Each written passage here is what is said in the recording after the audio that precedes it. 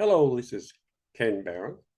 I'm with the National Association of Black and White Men Together and coming to you with a podcast about ICE, Immigration and Customs Enforcement. And the title is ICE May Go Too Far. So, militarized federal encroachment on public life can provoke strong, even violent responses, even amongst those who agree with their aims. So Trump and Stephen Miller set a goal of deporting 1 million undocumented immigrants each year. ICE will now become the largest law enforcement agency in the country. Is this a major victory? Maybe not, because there's reason to believe it could backfire.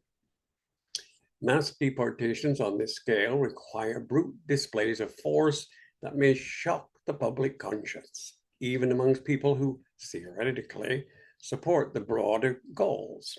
In Los Angeles, the administration deployed guardsmen and active duties, military and ICE arrested over 1,600 persons, including workers at car washes and farms, even people making lawful appearances in immigration court. The American public, which broadly approves of Trump's tough stance on immigration during the 2024 election, is shifting the other way. A recent CNN poll shows 55% think Trump has gone too far in his pursuit of undocumented aliens. We've been here like this before, and there is a warning for the president.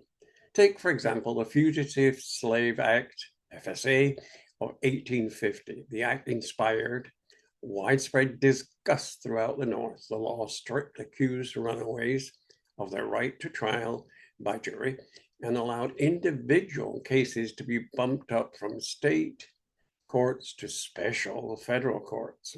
Most obnoxious to many Northerners, the law stipulated harsh fines and prison sentences for any citizen who refused to cooperate with or aid federal authorities in the capture of the accused fugitives. Much in the same way, the Trump administration has threatened to jail persons who impede its immigration raids. The perils to today are fairly obvious. Voters who on paper support the deportation of undocumented persons are beginning to see just what Trump's dragnet looks like in close and intimate terms. Some are recoiling at the idea that law-abiding people with legal or protected status, even citizens, might be detained by masked, unidentified agents and deported or swept away to brutal prisons in South America or Africa without the benefit of a trial.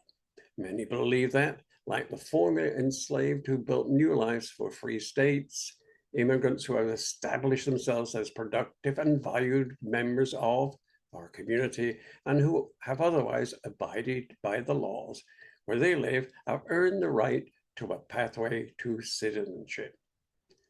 Most ominous still is the potential for violent reaction in a country as heavily armed as the United States, where many states allow gun owners to use lethal force when they believe their property or lives to be at stake. The protests that rocked Los Angeles this year, while largely disciplined and peaceful, devolved into instances of violence as police clashed with protesters, some of whom lit cars on fire. As the administration's raid intensified and spread, particularly to states like Texas, where gun ownership is more prevalent, the potential for violence will only increase. History suggests the story will not be linear. It could be radicalized, the broader electorate, and could make the politics of the 2020s more violent, similar to the 1850s. That outcome would make Americans neither more safe nor more free. That's the podcast. Thank you for listening. I'm Ken. I'm associated with the National Association of Black and White Men Together. Please subscribe on Facebook or here on Substack, or wherever you get your podcasts. Follow our stories and our opinions and our values. Thank you very much for listening.